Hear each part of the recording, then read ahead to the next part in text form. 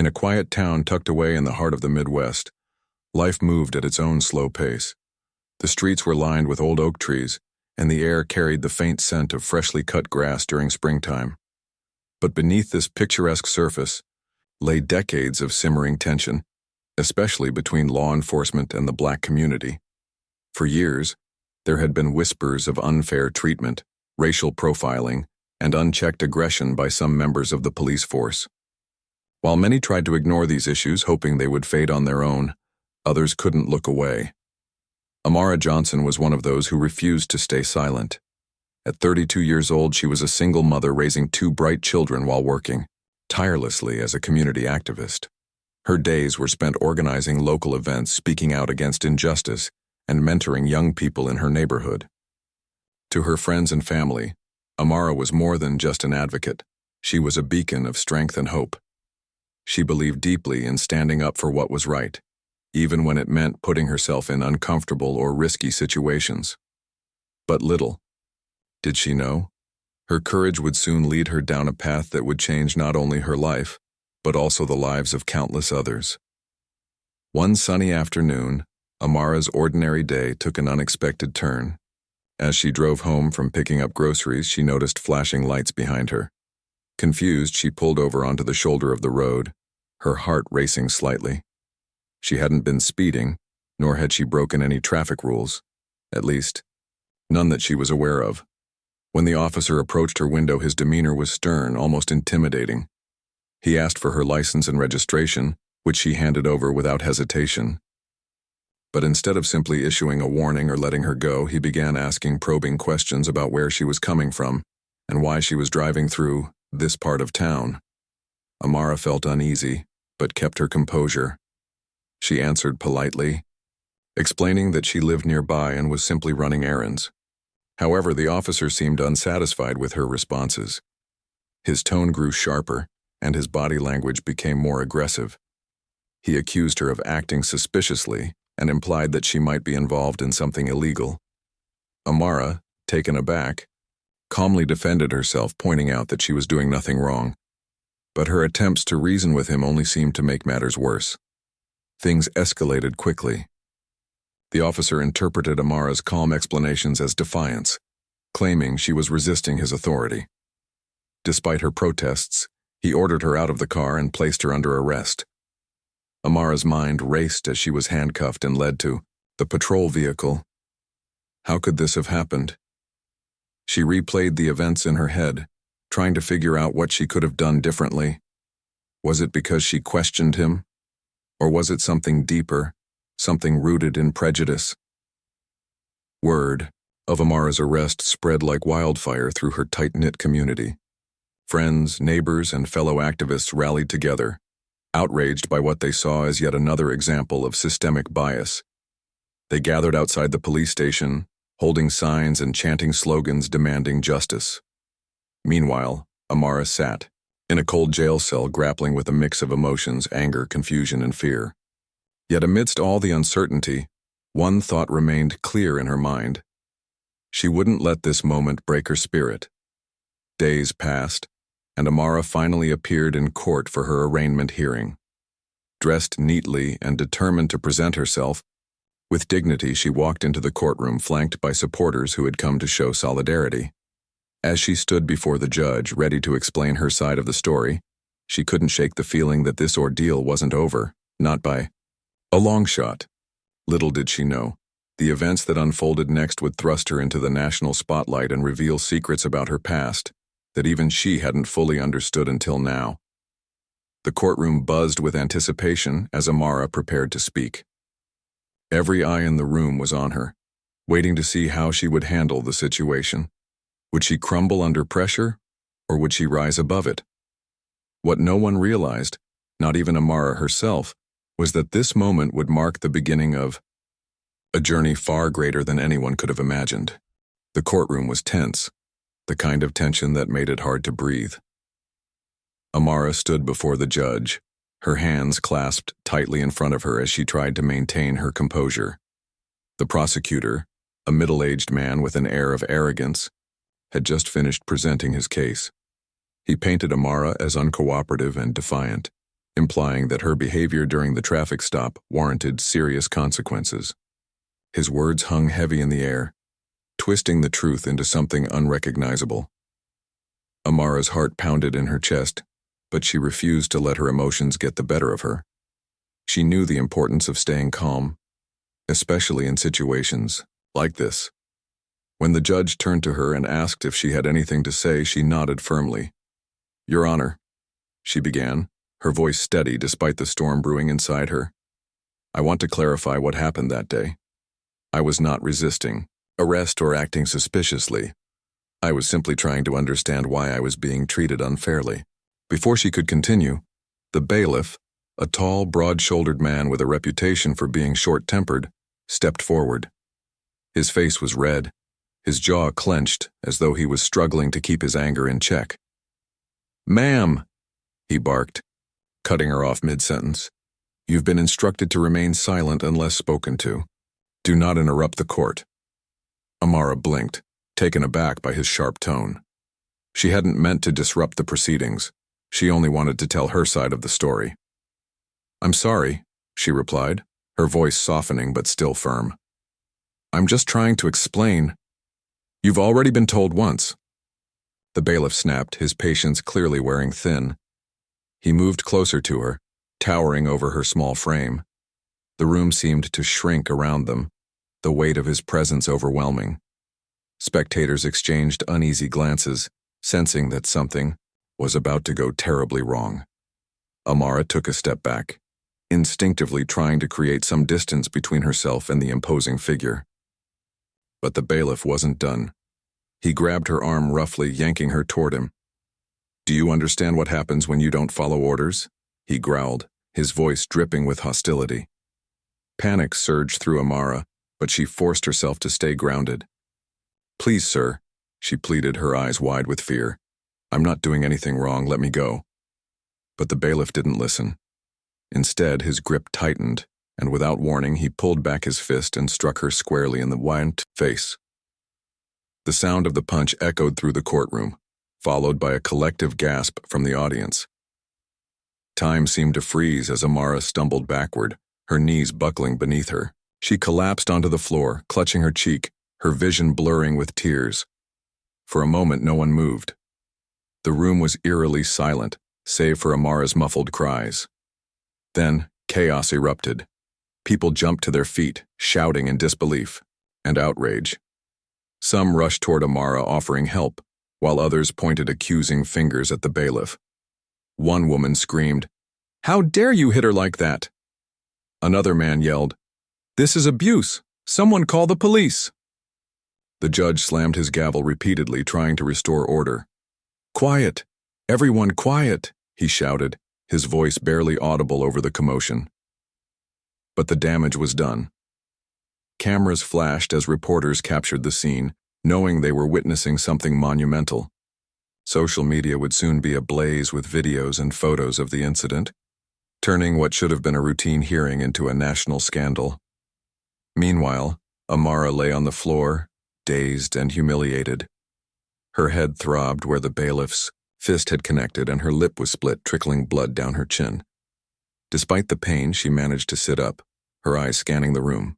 She saw the shock and anger etched on the faces of those around her, and for a fleeting moment she wondered if anyone truly understood what she was going through. This wasn't just about one violent act. It was about years of systemic injustice, of being treated as less than human because of the color of her skin.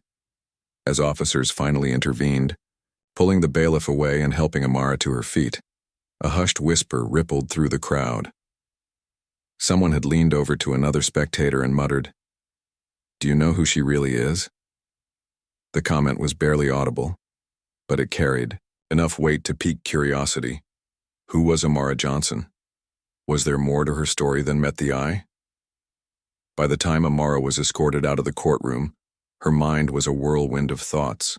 She replayed the events over and over again, trying to make sense of what had just happened. Had she provoked the bailiff somehow? No, that couldn't be it. She had done nothing wrong. Yet here she was, bruised and battered, standing as yet another victim of unchecked authority.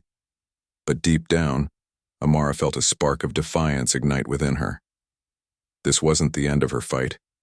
It was only the beginning. As she walked out of the courthouse, surrounded by supporters who chanted her name and held signs demanding justice, she realized that her story was far bigger than herself. It was a story about resilience, about fighting back against oppression, and about exposing the cracks in a system that desperately needed repair. Little did she know, however, that the whispers echoing through the courtroom earlier held a secret, one that would change everything. Unbeknownst to Amara, her true identity was about to come to light, adding a whole new layer of complexity to an already explosive situation. What started as a simple traffic stop had spiraled into something neither she nor anyone else could have predicted. And as the world watched and waited, Amara prepared herself for whatever came next, knowing that her journey was far from over. The courtroom was still buzzing with chaos when a young clerk, barely in her mid-20s, slipped through the side door and approached the judge's bench. Her hands trembled as she held out a sealed envelope marked "Confidential." The judge, visibly irritated by the disruption but sensing the gravity of the moment, motioned for her to hand it over. He opened the envelope carefully, his eyes scanning the contents inside. As he read, his expression shifted, from shock to disbelief, and finally to something resembling awe. Meanwhile, outside the courtroom, the scene was anything but calm. Protesters had gathered, their voices echoing through the halls of the courthouse. Some carried signs that read, "Justice for Amara," while others chanted slogans demanding accountability. News crews were already setting up their equipment, capturing every moment of the unfolding drama. Inside, the tension was palpable. Officers tried to usher people out of the courtroom, but no one wanted to leave. Everyone knew they were witnessing history in the making. Back at the judge's bench, the clerk leaned in and whispered urgently, "Your Honor, this needs to be addressed immediately. It changes everything." The judge nodded slowly, his mind racing. He signaled for the bailiff, who had assaulted Amara, to step forward. The man, now realizing the enormity of what he'd done, looked pale and shaken. His usual bravado had vanished, replaced by a mix of fear and regret. The judge cleared his throat and addressed the room, raising his voice to be heard over the murmurs. "Ladies and gentlemen, I must ask for your patience as we deal with an unexpected development in this case. This hearing is temporarily adjourned."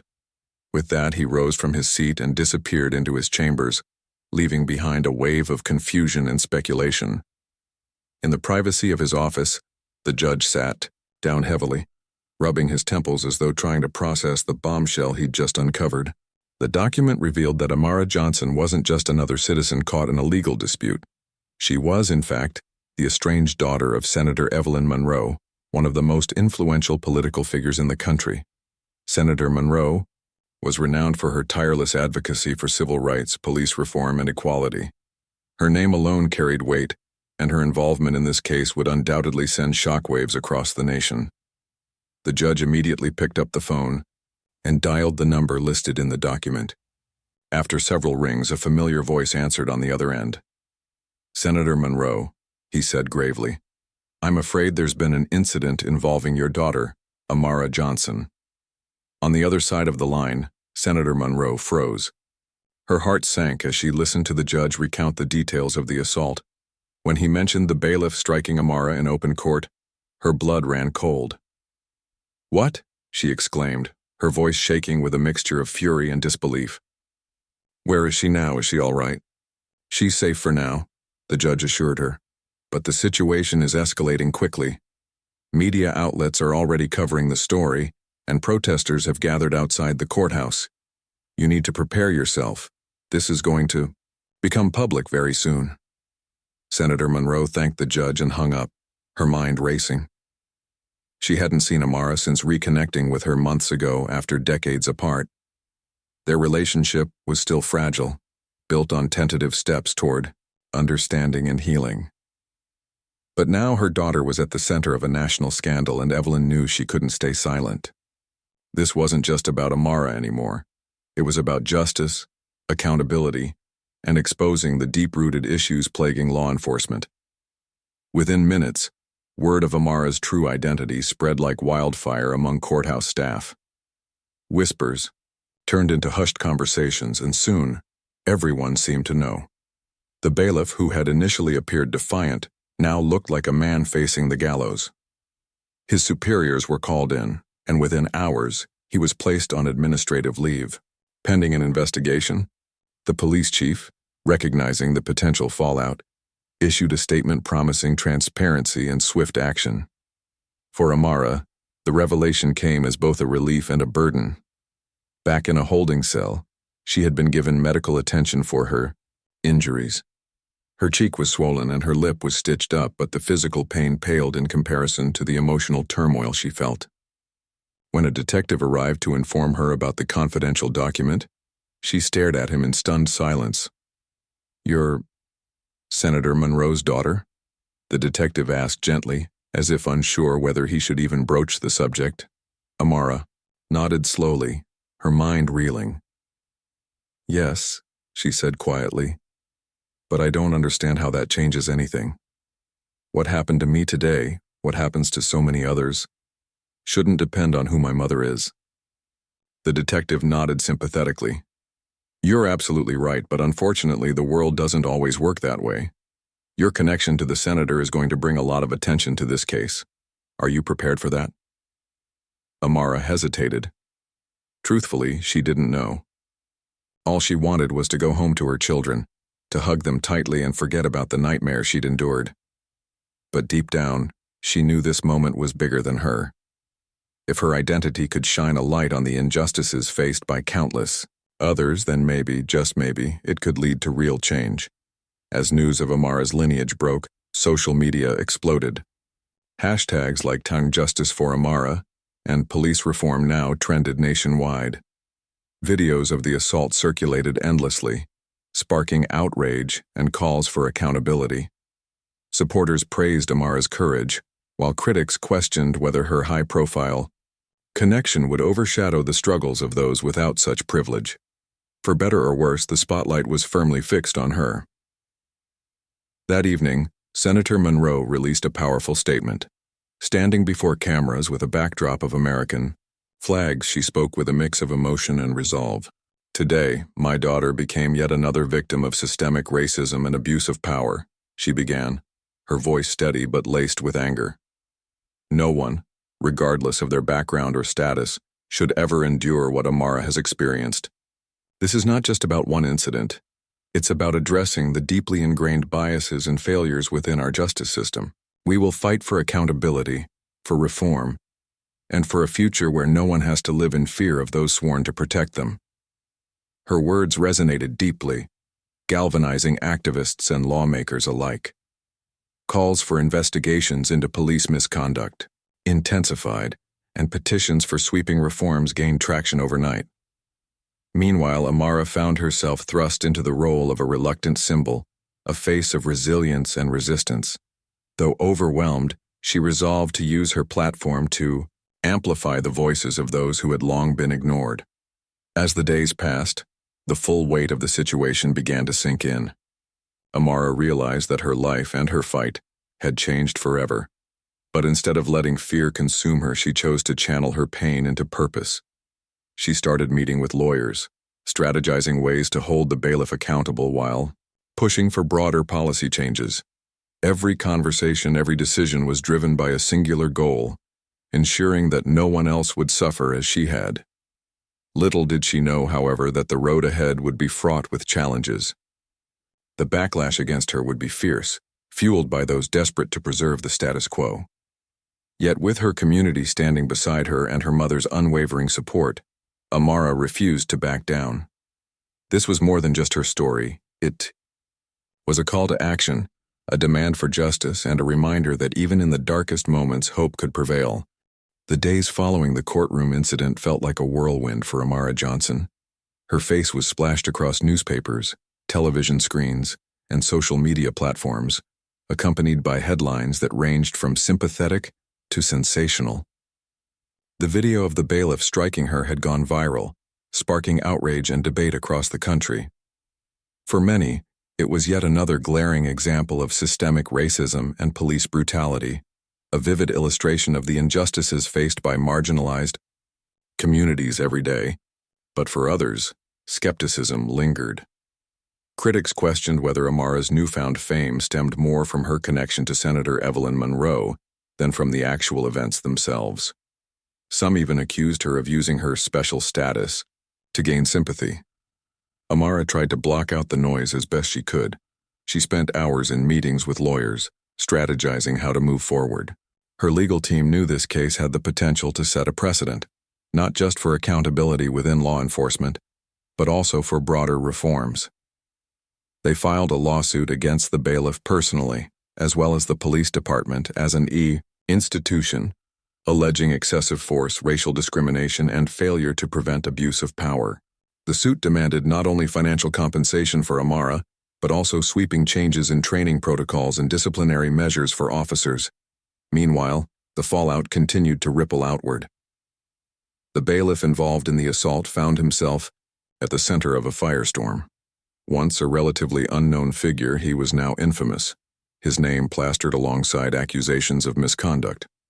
Within 48 hours of the incident, he was placed on administrative leave, stripped of his badge and gun, pending further investigation.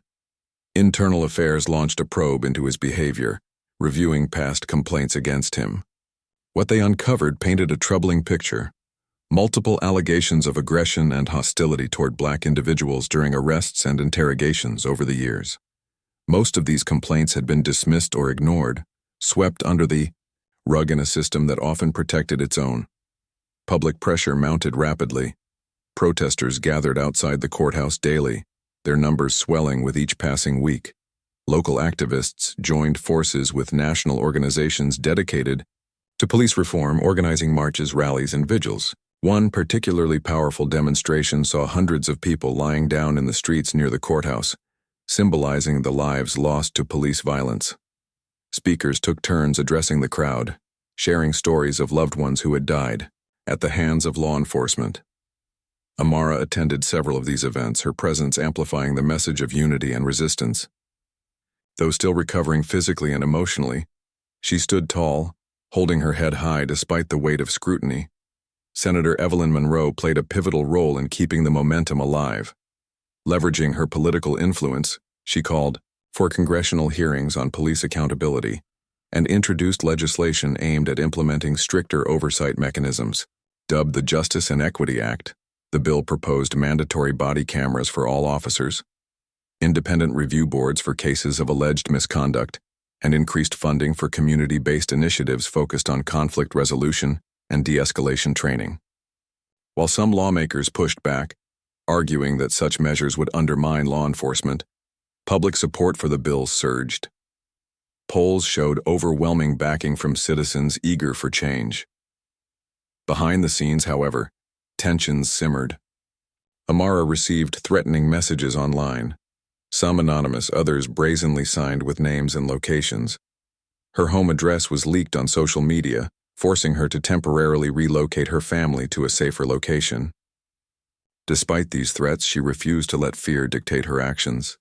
Instead, she leaned on her support network, her biological mother, Senator Monroe, her adoptive parents, who flew in from out of state to be by her side, and her closest friends, who formed a protective circle around her. Together, they worked tirelessly to ensure her safety, while preparing for the long legal battle ahead. As weeks turned into months, the case garnered international attention. Journalists from around the world flocked to the small Midwest town where it all began, interviewing residents, activists, and officials. Documentaries were filmed, podcasts recorded, and opinion pieces written analyzing every angle of the story. At times, the sheer volume of coverage overwhelmed Amara. She struggled to reconcile the person she saw in the mirror, the same woman who volunteered at food banks and coached youth basketball, with the public figure she had become. Yet through it all, she remained grounded, reminding herself why she was fighting. One turning point came when the bailiff pleaded guilty to charges of assault and battery. Facing mounting evidence and widespread condemnation, he accepted a plea deal rather than risk a trial. In exchange for his cooperation, prosecutors agreed to recommend a reduced sentence of 5 years in prison, though he would likely serve less with good behavior. During sentencing, Amara delivered a victim impact statement speaking directly to the judge and the court. Her voice trembled slightly as she recounted the trauma of that day in the courtroom, describing how the assault had left scars far deeper than the physical ones on her face. "I am here today not just for myself," she said, pausing to compose herself, "but for everyone who has ever felt powerless in the face of injustice. I want my story to remind us that no one is above the law, not even those sworn to uphold it, and I want it to inspire real, lasting change so that no one else has to endure what I did." Her words resonated deeply, earning applause from supporters packed into the courtroom. When the judge handed down the sentence, there was a collective sigh of relief. Justice had been served, at least partially, but Amara knew the fight wasn't over. Holding one officer accountable was important, but dismantling the systemic issues that allowed such abuses to occur required much more effort. With her lawsuit moving forward, Amara shifted her focus to advocating for policy changes. She partnered with civil rights groups to launch educational campaigns targeting schools, churches, and community centers. These programs taught people how to document interactions with law enforcement, file complaints, and advocate for themselves in legal settings. She also worked closely with Senator Monroe to push for federal reforms, testifying before Congress about her experience and urging lawmakers to act decisively.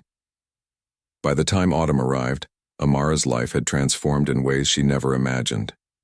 From being a quiet activist working behind the scenes, she had become a household name, a symbol of resilience and courage. Yet, she never forgot her roots. Every speech she gave, every interview she granted, included a nod to the countless others whose stories hadn't made headlines. She reminded audiences that hers was just one voice among many, and true progress would require lifting up those who had been silenced for too long. Though the road ahead remained uncertain, Amara approached it with determination. She understood that change wouldn't happen overnight, but she was willing to do whatever it took to keep pushing forward. After all, this wasn't just her fight anymore. It belonged to everyone who believed in a fairer, more just society. And as she looked out at the sea of faces at yet another rally, she felt a glimmer of hope. Maybe, just maybe, this moment could mark the beginning of something extraordinary. Months had passed since the courtroom incident that changed Amara Johnson's life forever. The bruises on her face had faded, but the emotional scars remained, a constant reminder of the injustice she endured and the resilience she discovered within herself. Yet instead of letting bitterness take root, Amara chose to channel her pain into purpose. She emerged stronger, more determined than ever to make a difference, not just for herself, but for everyone who had faced similar struggles. The lawsuit Amara filed against the police department moved steadily through the legal system. Her lawyers worked tirelessly, gathering evidence, interviewing witnesses, and building a case that would hold not only the bailiff accountable, but also the institution that enabled his behavior. The trial was intense, with days filled with testimony from experts in civil rights law, former officers who spoke candidly about systemic issues within policing, and community members who shared their own stories of mistreatment. It wasn't easy for Amara to relive the trauma of that day in court, but she knew her voice mattered. Every word she spoke was a step toward justice. In the end, the verdict came down in Amara's favor. The jury awarded her significant financial compensation, but more importantly, they mandated sweeping reforms within the police department. These included mandatory de-escalation training for all officers, stricter protocols for handling civilian interactions, and the establishment of an independent review board to investigate complaints of misconduct. For many, it felt like a small victory in a much larger war, but for Amara, it was proof that change was possible, even if it required relentless effort. With the trial behind her, Amara turned her attention to something bigger, creating lasting solutions. Inspired by her experience, she founded a nonprofit organization called Pathways to Justice, dedicated to addressing the root causes of police misconduct and fostering trust between law enforcement and marginalized communities. The organization focused on three key areas: education, advocacy, and policy reform. Through Pathways to Justice, Amara launched workshops designed to train officers in cultural sensitivity and conflict resolution. She believed that understanding and empathy could bridge divides, and she worked closely with psychologists, sociologists, and community leaders to develop programs that challenged biases and promoted accountability. At the same time, she partnered with schools and youth organizations to teach young people how to navigate encounters with law enforcement safely and assertively. Knowledge is power, she often said during these sessions.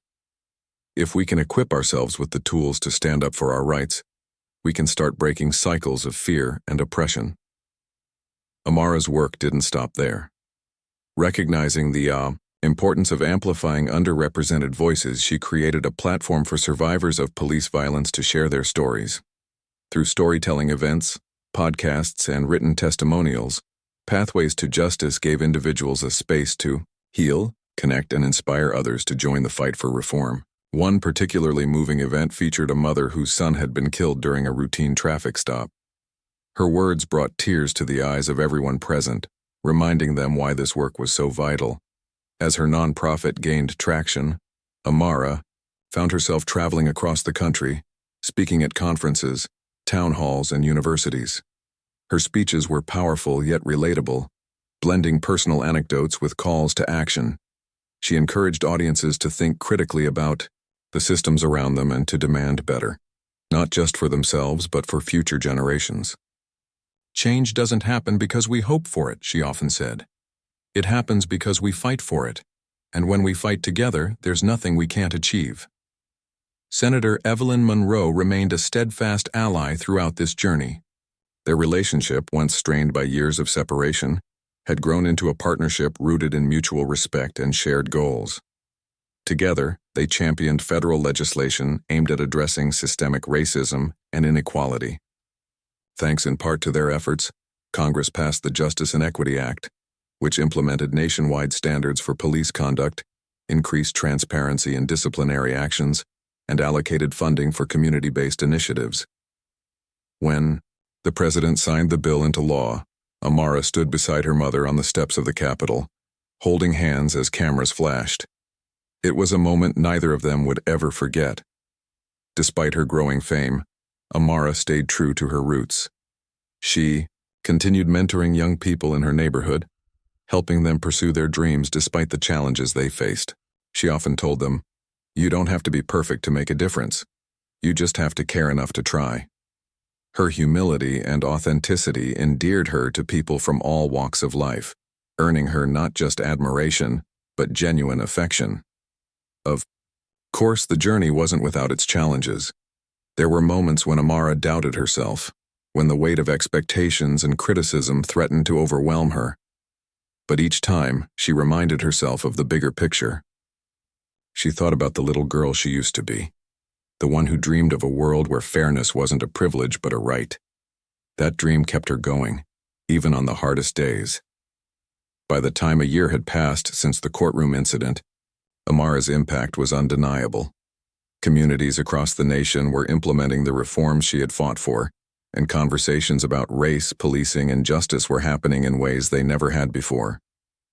People began to see her not just as a victim or a symbol, but as a leader, a woman who refused to let adversity define her and instead used it to spark meaningful change. One evening, as Amara sat on her porch watching the sunset, she reflected on everything she had been through. Life hadn't turned out the way she'd imagined, but in many ways it had become richer, fuller. She thought about her children, sleeping soundly inside, and felt a surge of gratitude. They were growing up in a world that still had its flaws, but thanks to her and countless others, they were inheriting a legacy of courage and hope. Her phone buzzed, pulling her out of her thoughts. It was a message from Senator Monroe. "Proud of you, always." Amara smiled, feeling a warmth spread through her chest. Whatever lay ahead, she knew she wouldn't face it alone. She had her family, her friends, and a movement full of people ready to keep pushing forward. And so, Amara closed her eyes, breathed deeply, and whispered to herself, "We're just getting started."